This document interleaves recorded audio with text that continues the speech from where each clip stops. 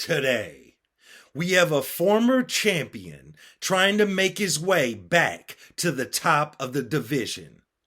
And what about another former champion moving up an entire weight division to stake his claim for that title? And we have two female flyweights who are trying to stake their claim as to who should challenge for the flyweight championship. That's a whole lot of title talk, a whole lot of championship talk. That means it's an episode of Matter of Fact MMA. What's up? What's happening? Let's go. What's up? What's happening? Happy holidays. Merry Christmas to everybody out there. We back at it. Right back with you.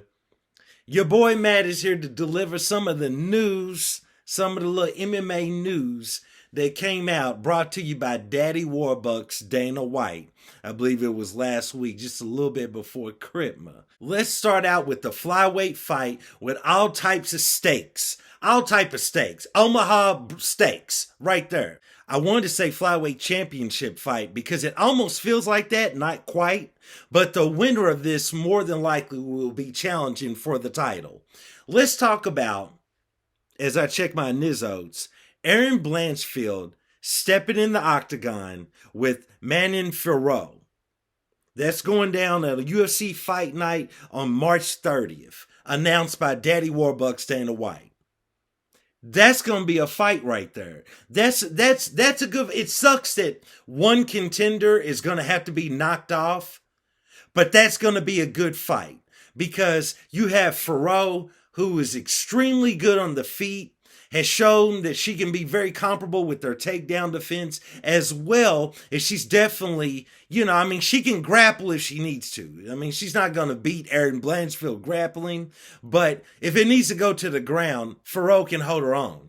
But we got, a lot of people believe the uncrowned champ, Erin Blanchfield, who kind of has that, she carries herself with that pedigree. Because you look at all the people that she's beaten, and she does have a pretty good resume, but she ain't beat like that many people to where you're like, oh, she's definitely going to be the new champion.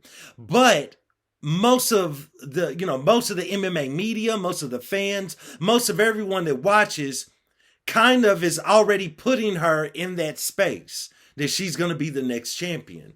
So shout out to her, because I think a lot of that has to do with not only the way that she's beating these women out there, but the way that she carries herself. She's got a little bit of swag. She got a little bit of arrogance about herself.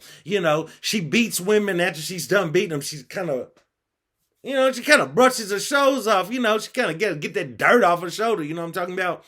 And so I think by her carrying herself like that, it kind of puts her in that space where people automatically see her like that. She's got that, you could say she's got that star quality. And she doesn't do a ton of talking, but when she talks, she gets right to the point, she's serious, and she calls it how she sees it. These are all good things that the UFC can get behind when they're trying to create a contender for the championship. Manon Fiorot is a star in France, and I think she could be a star elsewhere, but she's extremely quiet, doesn't speak a lot, unless it's something to do with France. Oh, girl, she's gonna get on the mouthpiece. She's gonna get on the microphone then. But at the same time, though, she's really talented, and because a lot of her fights she tends to keep standing, she's got a fun style. You know what I'm saying? And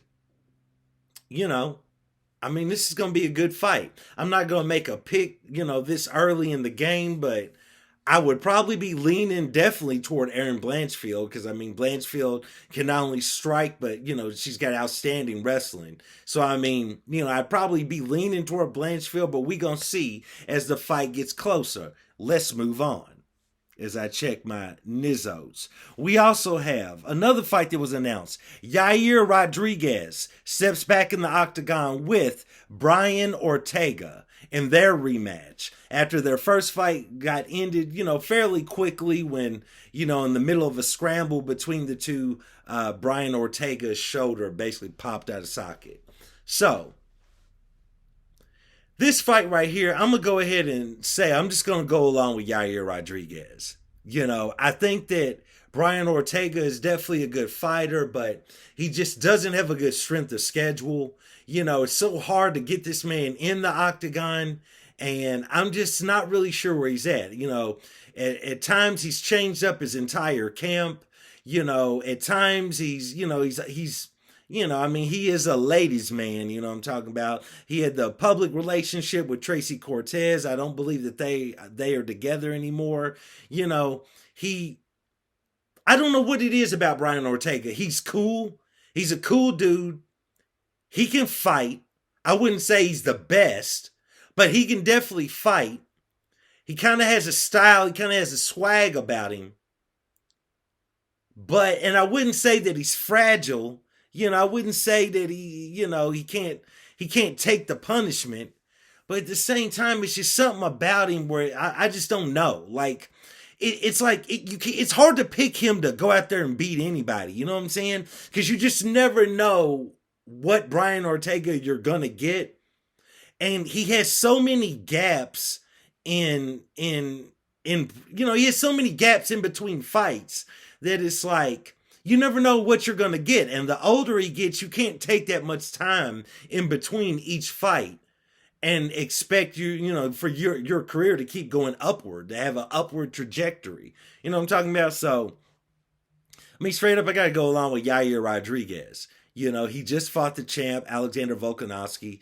While he did lose that fight, of course. On his run to that title shot, he definitely was looking, he was looking solid. He was looking pretty good. He was showing a new level of skills on the ground. So, it really kind of, I thought he was really going to pose more of a threat to Alexander Volkanovski than he did. But at the end of the day, Volko was just that dude. So, you know what I'm saying? It didn't matter what Yair was bringing to the table. Volk is the whole table, so it wasn't no big deal. But nevertheless, dude, I got to go along with Yair Rodriguez in this fight. We'll see how it goes. Yair, he's had a lot of time out of the cage as well, but here recently he's been more active, so that's good to see. Let's move on. This is going to be a banger of a fight. If you can get one party of this in the octagon, which will remain to be seen. So I'm not even going to make a pick on this fight right now, because I don't know if this dude's ever going to make it back to the octagon. We got Robert the Reaper Whittaker making his return. And this is going to be at UFC 298 on February the 17th. He's stepping in the octagon with Paulo Costa. Now that I've said that, you know what I mean now. I don't know if Paulo Costa is ever going to make it back in the octagon. I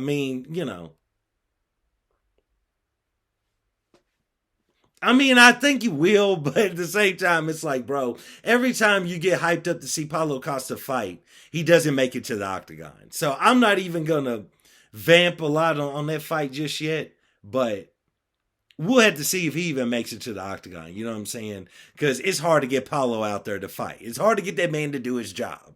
You know what I'm saying? He's got the nice wife. He's living it up. He's made a little bit of money. You know what I'm saying? He's living it up in Brazil, doing his thing. He's got a farm. He wears the cool farm hats. So, what do you want from the man? Don't rush him. He's living his life. You know what I'm saying? He's drinking secret juice. What more do you want from the man?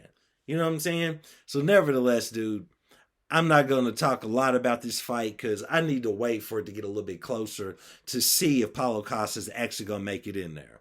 So, that's it on that fight. Now let's move on to one of the bigger portion of what Daddy Warbucks, big money, long money Dana White announced. He announced some upcoming fights on UFC 300. Before I say what these fights are, I will just say, because I made a video a few months ago about who are they going to get to fight at UFC 300 and yada yada, right?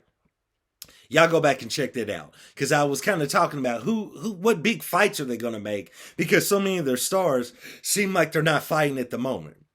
I feel like what they're going to end up doing at UFC 300 is kind of like we saw at their last, major show with Leon Edwards. They stack these huge cards, but then so many of these fights end up falling out with guys getting injured, bad weight cuts, bad rehydration, so they don't end up making it into the octagon. Who knows if Connor's going to be on this show? Who knows if Israel Adesanya is going to be on this show? Who knows if Alex Pereira is going to be on the show? Who really knows? But I think they're going to stack it with their what stars that they can pull out. Might not be the tippity top of the tippity top stars, but it's going to be some stars. But I think they're also going to pull out some people that we just want to see fight. And these fights I'm about to talk about seem like fights that everybody just loves watching any of these people fight. So when you when you throw them in the octagon, we ready to see it. Let's start out with what I talked about at the top of this. Well, let's start with the lesser of these three fights I'm about to say. Bo Nickal is stepping in the octagon with Cody Brundage.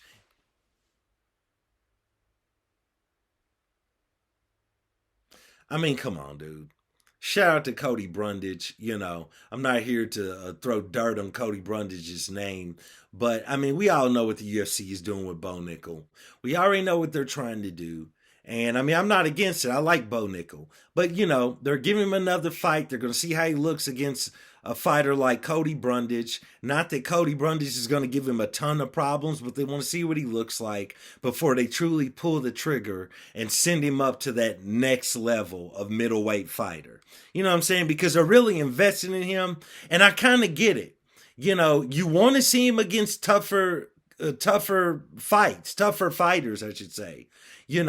But at the same time, the UFC is investing a lot in him, and they don't want to just boost him up too quickly into that upper echelon, the middleweight division, and then he just gets ran over. You know what I'm saying? So they're trying to slow burn him. They're trying to baby walk him, slow walk him. So naturally, nevertheless, he's going to go out there. He's going to do work against Cody Brundage. But shout out to Cody Brundage. I'm not trying to disparage the man. Tremendous word for a dude from Louisville. But, we'll see how it all goes down. Also, another fight that was announced by Daddy Warbucks, Big Money Dana. Aljamain Sterling is stepping up, going up from bantamweight to the middleweight division. He's going to step in the octagon with Calvin Kattar to make his featherweight debut. So, I mean, bro, if this was Calvin Kattar from before his horrible leg injury, even after he took that L to Max Holloway, I might lean toward Calvin Kattar because Calvin Kattar's a big dude. Like he's tall and he's kind of rangy for that division. And, he's got pretty good takedown defense, pretty good scrambles, I mean, he's not a wrestler at all, and definitely not the caliber of wrestler that Aljo is. But Calvin Kattar's a big guy. And he definitely, he can handle himself if it goes to the ground, if he needs to. If anything, he can make his way to the wall or to the cage, I should say, and wall walk himself back up and he's back in position. But Calvin Kattar, after that leg injury, I'm going to have to go along with Aljamain Sterling. And I'm not saying that Calvin Kattar can't beat Aljamain Sterling because he most definitely can.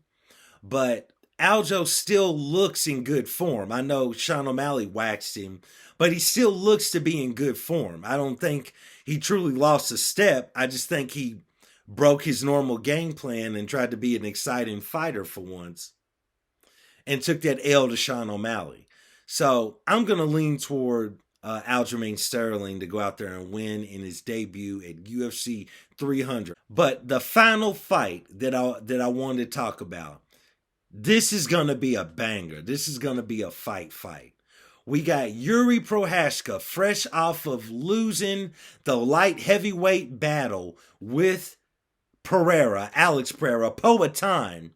Yuri Prochazka is going to step in the ring with Alexander Rakic.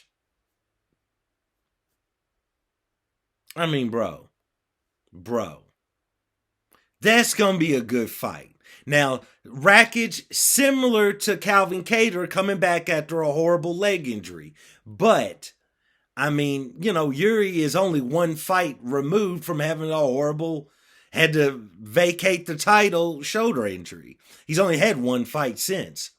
I think this is going to be a good battle. I think this is going to be a war. Yuri's not afraid to go to the ground. Yuri's not afraid to grapple. Yuri's not afraid to wrestle for the style of wrestling that he does. Rakic is that dude for real in light heavyweight. And I was extremely sad to see that man take that. He had that horrible leg injury in a fight that I truly know he was going to win. And it's like, dude, I hate to see that because Rakic is a tough guy. He's a very measured fighter. He's not going to go out there and get super chaotic like Yuri, but at the same time, when you mix those type of styles together, where you have, I wouldn't say Rakic is a technician, but at the same time, he develops a game plan and he sticks to it. Where Yuri, to me, in my opinion, is more of a flow fighter. So, wherever the fight is going, Yuri is ready. And Yuri might go against the grain. If the fight is trying to go to the ground, Yuri might make it stand. If the fight's trying to stand, Yuri might go to the ground with it, like he did with Poatan, Alex Pereira. You never know. Either way, this is going to be a good fight. If Yuri goes out there and beats Rakic, he's right there. He's right there where he could definitely get another title shot. I'm not saying throw him back in there with Pereira. I don't know who Pereira's going to fight next. There's a lot of rumors about who he might fight at UFC 300. I don't, little rumbling. But I don't know. I don't know. Could all just be rumors. So I'm not even going to speak on it. But I don't know who Pereira's going to defend the light heavyweight strap against. So we will see. But if Yuri goes out there and he defeats Rakic, that puts him right there. If Rakic defeats Yuri, it definitely puts him in the conversation. I don't know if the UFC would have him win one more fight after coming back off injury before he would be right there where he could definitely get a title shot, but we'll see. But, Dana White dropped these, couple of, he dropped that pack on us. You know what I'm saying? Dana White came through with that pack right before Christmas, let you know what was going on. And he was out like a thief in the night. You know what I'm saying? So I just want to come on here, tell y'all about a couple of little fights, give you my take on it. I know a lot of people have already reported the fights, but your boy Matt's still going to come on here and give his take. That's what I'm going to do. I'm still going to give my take. You know what I'm talking about? But nevertheless, I appreciate you guys for joining me for another episode of Matter of Fact MMA. And I'll check you next time. Peace.